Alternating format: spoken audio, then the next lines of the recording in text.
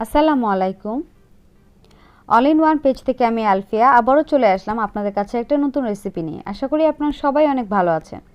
আজকের রেসিপিটি একটু ভিন্ন স্টাইলে, যেটা আপনি লাঞ্চ এবং ডিনার দুটোতেই করতে পারবেন। Spicy chicken curry, here my recipe. চলেন তাহলে দেখি রেসিপিটি কীভাবে করেছি। রেসিপিটি খুবই মজাদার এবং খুব সহজে আপনারা তৈরি করে নিতে পারবেন। এখানে আমরা ব্রয়লার মুরগি নিয়েছি। মুরগিগুলো আমরা ধুয়ে এভাবে ছোট ছোট করে কেটে নিয়েছি, তারপর ধুয়ে কাঁটা চামচ দিয়ে কাচিয়ে নিয়েছি। অবশ্যই কাঁটা চামচ দিয়ে এটা করবেন, কারণ হচ্ছে তাহলে মশলাগুলো সুন্দরভাবে ভিতরে ঢুকবে।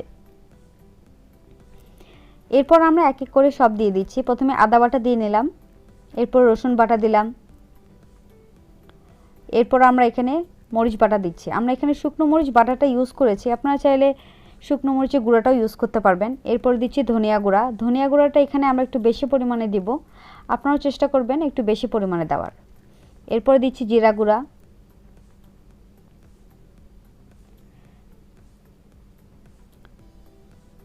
এরপর আমরা দিব লেবুর রস। লেবুর রসটাও অবশ্যই দেওয়ার চেষ্টা করবেন, তাহলে একটা সুন্দর ফ্লেভার আসবে। এরপর আমরা পরিমাণ মতো লবণ দিয়ে নিচ্ছি, এটা আপনাদের পরিমাণ মতো দিবেন। এরপর সব কিছু একসাথে ভালো মতো মাখিয়ে নিতে হবে। আমাদের মাখানো কমপ্লিট হয়েছে, দেখতেই পাচ্ছেন। এরপর আমরা এখানে দিব টক দই। টক দই পরিমাণটা এখানে একটু বেশি করে দিতে হবে।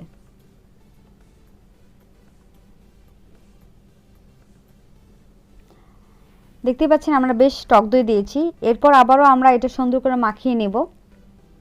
দেখতেই পাচ্ছেন সুন্দর একটা কালার চলে আসছে। এখন এটা মাখিয়ে আমরা 1 ঘন্টার জন্য ম্যারিনেশনের জন্য রেখে দেব।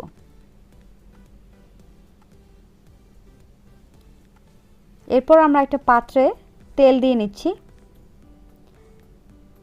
তেলটা যখন একটু গরম হয়ে যাবে, তখন এখানে আমরা অ্যাড করব পেঁয়াজ। এখানে পেঁয়াজ কুচি দিয়ে নিচ্ছি। পেঁয়াজ কুচি দিয়ে এটা প্রথমে আমাদের কিছুক্ষণের জন্য ভেজে নিতে হবে, লাইক 2 থেকে 3 মিনিটের মতো এটা আমরা ভেজে নিয়েছি।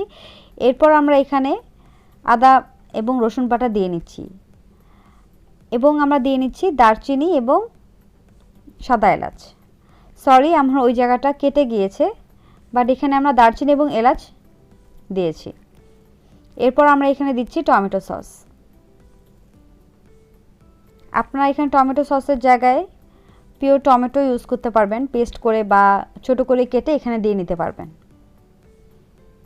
এরপর আমরা এটা জাস্ট 2 থেকে 3 মিনিটের মতো ভেজে নেব। যখন দেখব তেলটা উপরে উঠে আসছে, তখনই আমাদের এটা হয়ে গেছে। বেশিক্ষণ ভাজবেন না, 2 থেকে 3 মিনিট ভাজলেই চলবে। আমাদের এটাও ডান। এরপর 1 ঘন্টা কমপ্লিট হয়ে গিয়েছে, দেখতেই পাচ্ছেন। এখন আমরা এই মাংসগুলো ওখানে ঢেলে দেব। মাংসগুলো আমরা ঢেলে দিয়েছি। এখন এটা আমাদের ভাজতে হবে। খুব হাই হিটেও ভাজবেন না, খুব লো হিটেও ভাজবেন না, মিডিয়াম থেকে একটু হাই হিটে এটা ভাজতে হবে। সামান্য পানি দিয়ে নাড়াচাড়া করে এটা ভেজে নিতে হবে।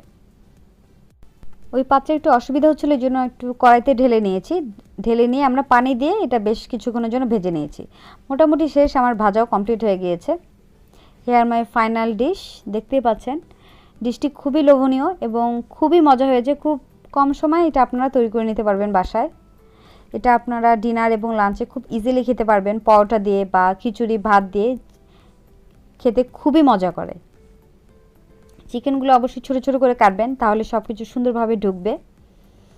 বাসায় ট্রাই করলে অবশ্যই খুব ভালো একটা রেসিপি পাবেন।